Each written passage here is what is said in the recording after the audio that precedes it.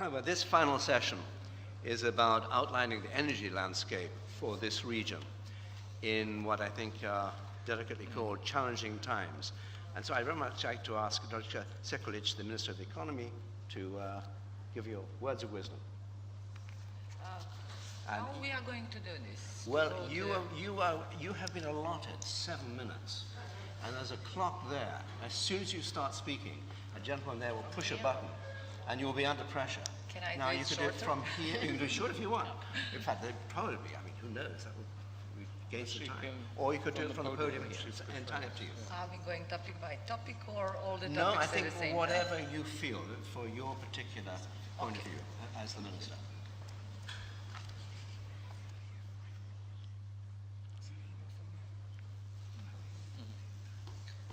Thank you very much for the floor, and sorry because of too many questions, but I wanted just to know what's the concept.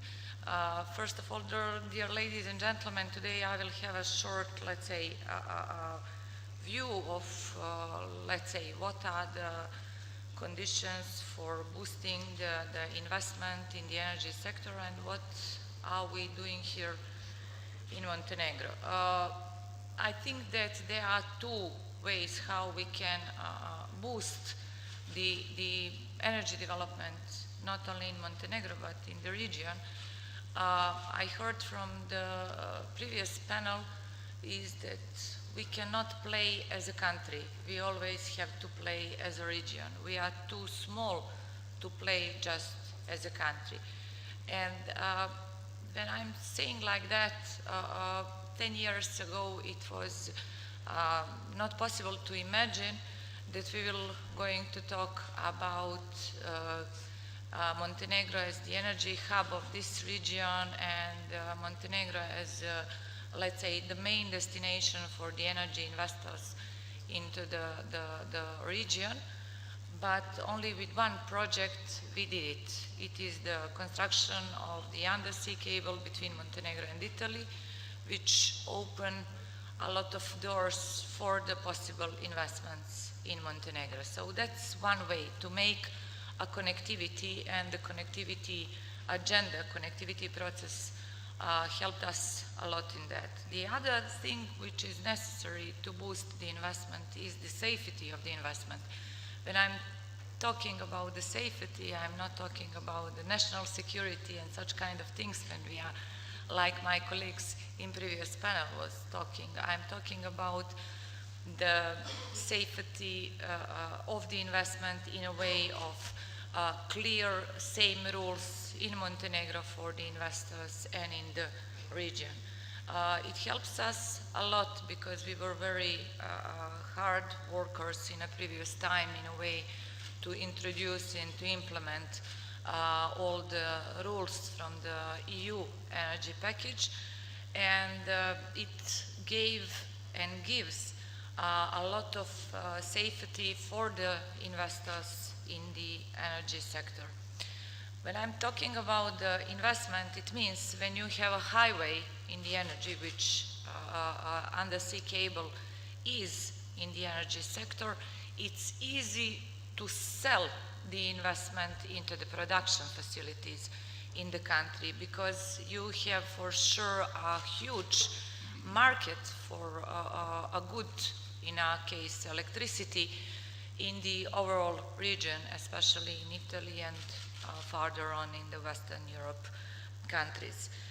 And it gives us a possibility to attract the investors, especially in the renewables, which is on the other way a question of the policy of the country, because when you are investing and when you are promoting the investment in renewables, you always have to find the way how to fit, let's say, the investment incentives with the social effect to the citizens. And that's always the question, how we are going to make it in a strategic way. Are we going to give a lot of investment incentives to the investors to attract the investments? Because with the feed-in tariffs, we are going to burden our citizens with additional, let's say, tariffs and additional price of the electricity. And that's why I said the investments in the energy sector are let's say, have different conditions which needs to be fulfilled to let's say, to be successful. On a topic about the oil and gas, oil supply and distribution, for us the most important project is the oil and gas exploration in the Adriatic Sea. Up to now we signed 2 contracts for a concession for the exploration and exploitation in the Adriatic Sea.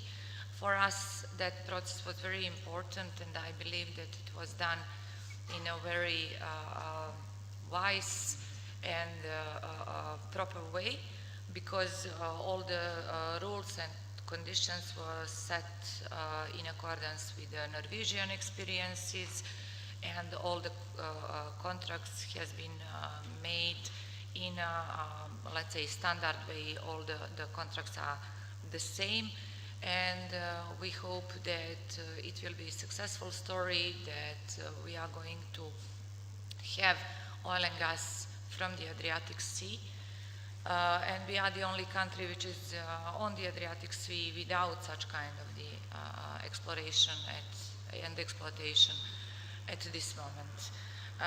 For us, the other project which is very important is Ionian Adriatic pipeline, because with that connection, I believe whatever is found under the Adriatic Sea can be exported and transported.